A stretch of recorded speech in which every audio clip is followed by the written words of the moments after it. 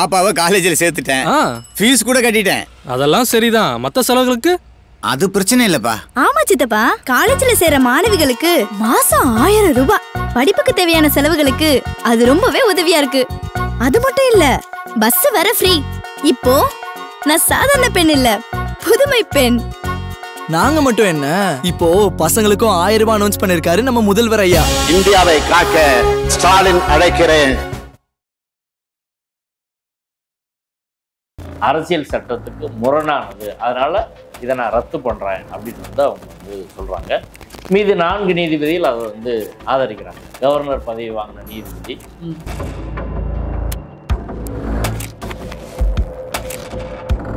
Executive instruction, அதாவது ஒரு நிர்வாக உத்தரவை போட்டு ஒன்றிய அரசு வந்து பண்ணிட்டாங்க.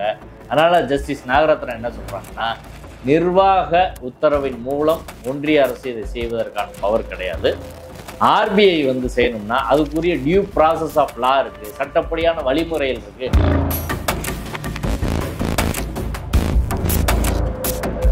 தேர்தல் பத்திரத்தை விட இது பல மடங்கு ஊழல், பல கோடி மக்களை நாட்டை முழுவதும் பாதித்த ஒரு வந்து பிரச்சனை. கருப்பு பணம் முதலாளிகள், ரியல் எஸ்டேட் முதலாளிகள் பல மடங்கள் இவங்க நன்மைக்காக, கார்பரேட்டுக்காக அவங்க கருப்பு பணத்தை வெள்ளையாக மாற்றிக்கிறதுக்கு செஞ்சார்ன்றது நீதிபதியோட குற்றச்சாட்டு. இதுக்கு வந்து மோடியோ பிஜேபியோ பதில் சொல்லணும், உரிய விசாரணை நடத்தணும்.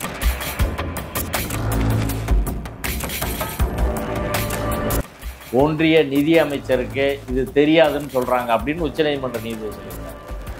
நிர்மலா சீதாராமன் உண்மையிலே சோத்துல உப்பு போட்டு சாப்பிட்டா, மானம், சூடு, சொரணை, ரோசம் ஏதாவது இருந்தால் அவங்க வந்து ரிசைன் பண்ணணும், இல்லை வந்து தூக்க மாட்டணும்.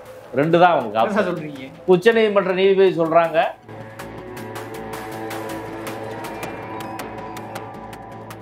இப்போ வந்து 15 லட்சம் கோடி வந்துருச்சுன்னா அதுல வந்து பல லட்சம் கோடி கருப்பு பணம் தான், அதுல ஒன்றும் சந்தேகமே கிடையாது.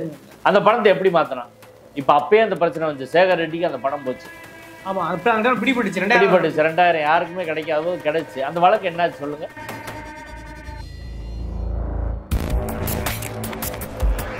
மோடி அரசின் கருப்பு பண நடவடிக்கை கருப்பு பணத்தை வெள்ளையாக மாற்ற உதவிய ஒரு நடவடிக்கை. இதை விட குற்றச்சாட்டு சொல்ல இப்ப அதே வார்த்தையை சொல்லியிருக்காங்க.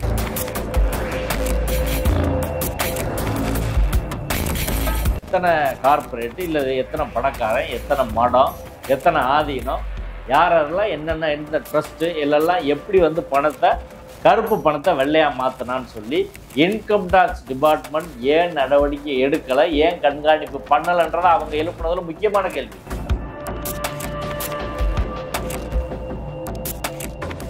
அப்ப இந்த நடவடிக்கையோட நோக்கம் என்ன அப்படின்றது வந்து கேள்வியாகவே இருந்துச்சு. இன்னைக்கு அதற்கான பதிலை இந்த வழக்கை விசாரிச்ச உச்சநீதிமன்ற நீதிபதி சொல்லியிருக்காருன்னு தான் நான் பார்க்குறேன்.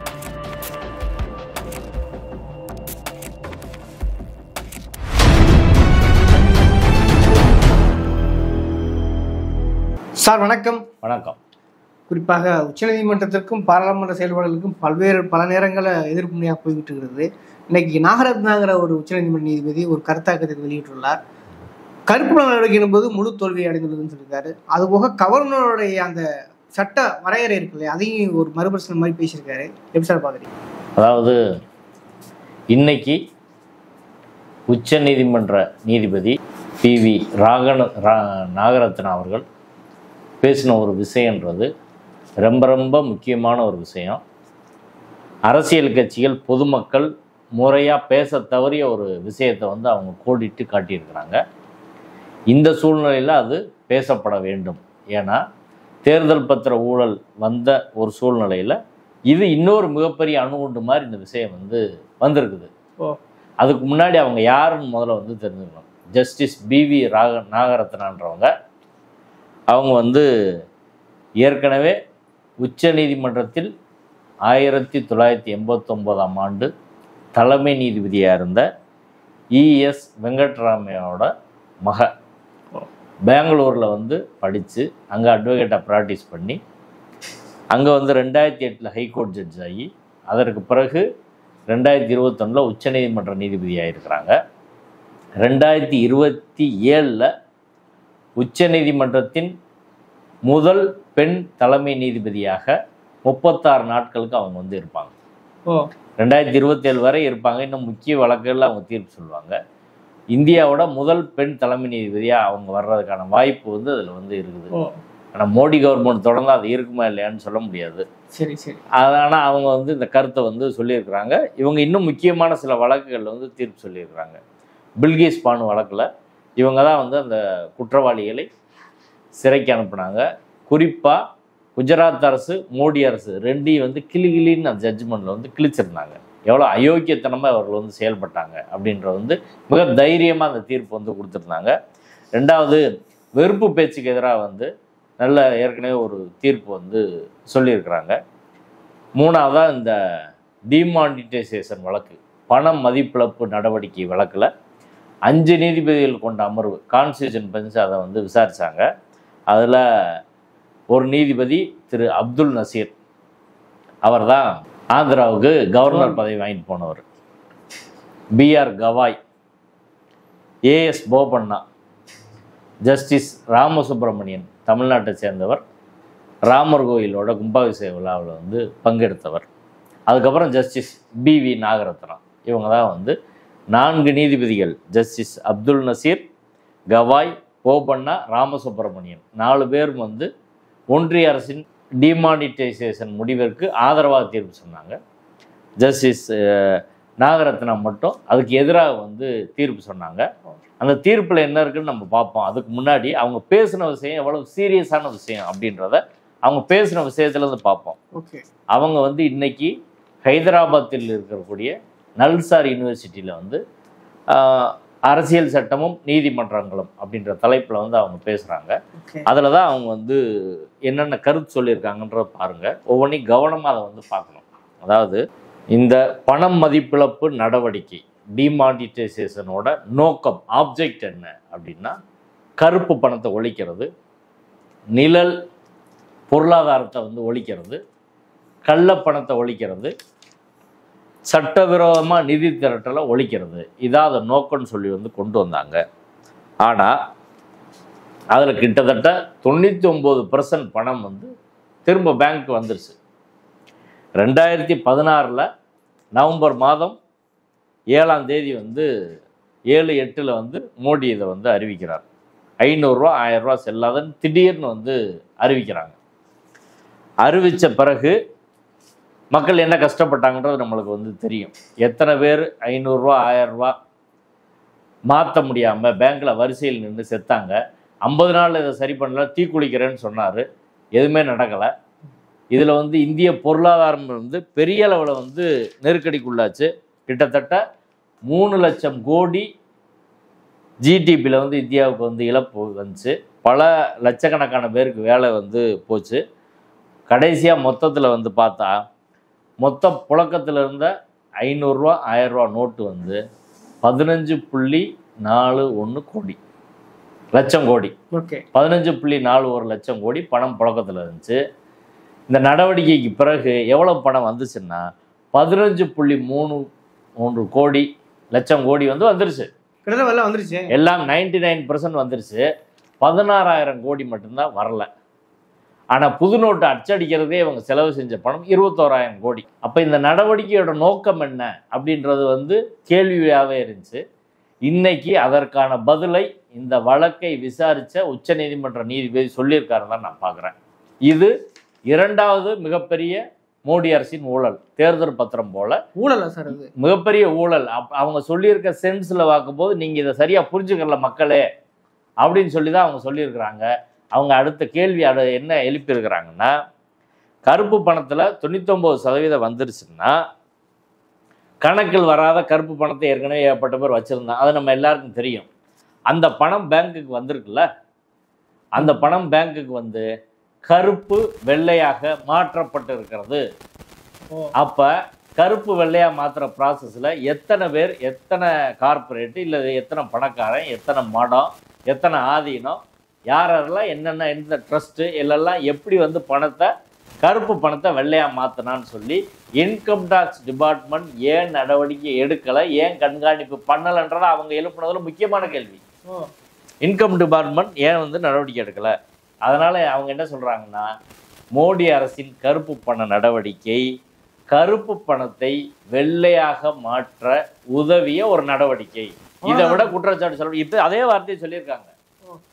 இது வந்து கருப்பு பணத்தை வெள்ளையா மாற்றுறதுக்கான நேரடி நடவடிக்கை தான் அப்படின்னு சொன்னா இதை விட ஒரு ஊழல் இருக்க முடியாது. உச்ச நீதிமன்ற நீதிபதி போற போக்கில் பேச மாட்டாங்க.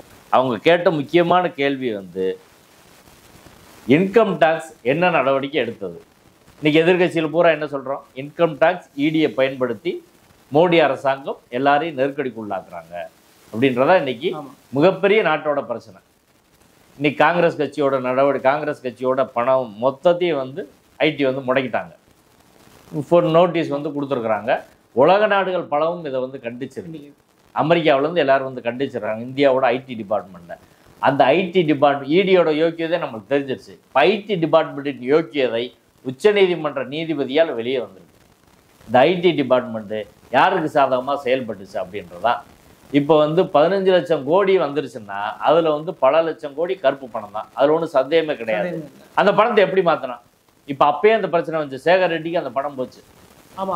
பிடிபட்டுச்சு 2000 யாருக்குமே கிடைக்காதோ கிடைச்சு. அந்த வழக்கு என்னாச்சு சொல்லுங்க?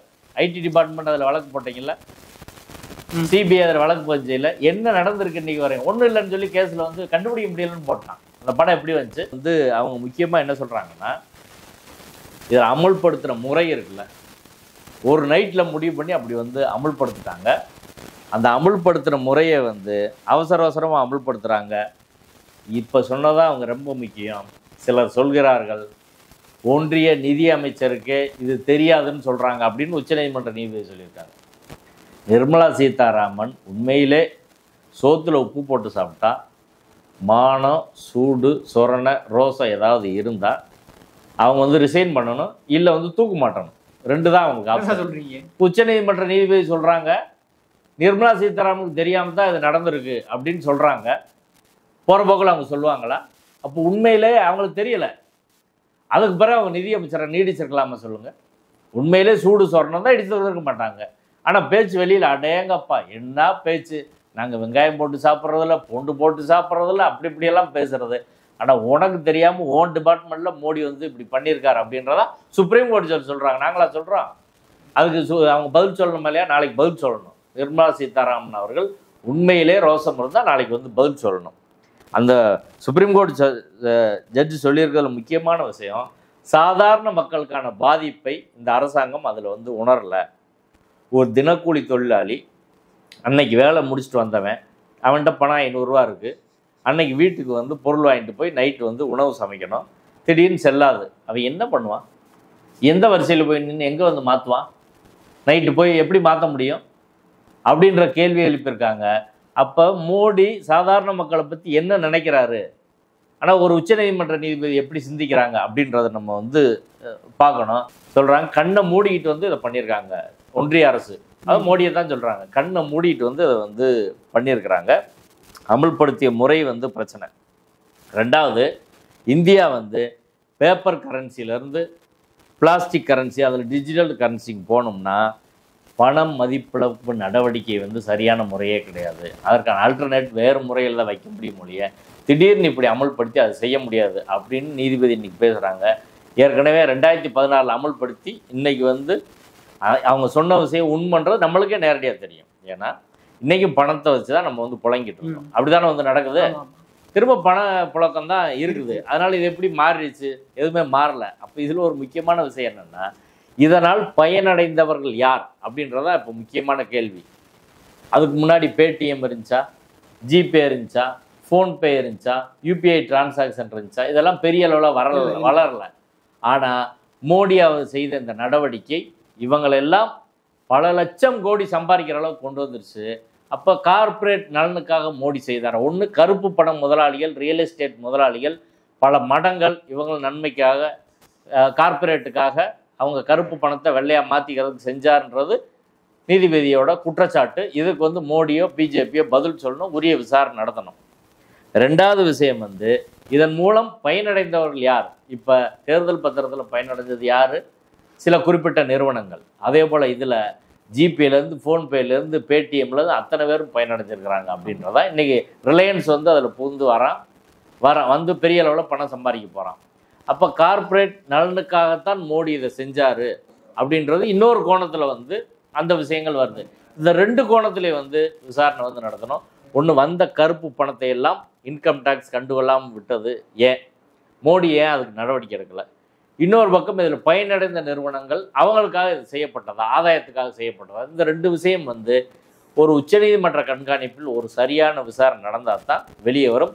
தேர்தல் பத்திரத்தை விட இது பல மடங்கு ஊழல், பல கோடி மக்களை நாட்டை முழுவதும் பாதித்த ஒரு வந்து பிரச்சனை. உரிய விசாரணை இதுக்கு வந்து தேவை. 2வது, இப்போ அந்த தீர்ப்பு, இந்த பேசுகிற நீதிபதி தான் வந்து தீர்ப்பு கொடுத்துருக்குறாங்க. அந்த தீர்ப்பில் வந்து என்ன சொல்கிறாங்கன்னா, இந்தியாவில் உள்ள பணமெல்லாம் புழக்கத்தில் இருக்குல்ல, அந்த பணத்துக்கான பொறுப்பு ரிசர்வ் வங்கி. ஒன்றிய அரசாங்கம் வந்து ரிசர்வ் வங்கிக்கு ஒரு உத்தரவாதம் கொடுக்குறாங்க, ஒரு ஒப்பந்தம் மாதிரி, அது லீகல் டெண்டர்.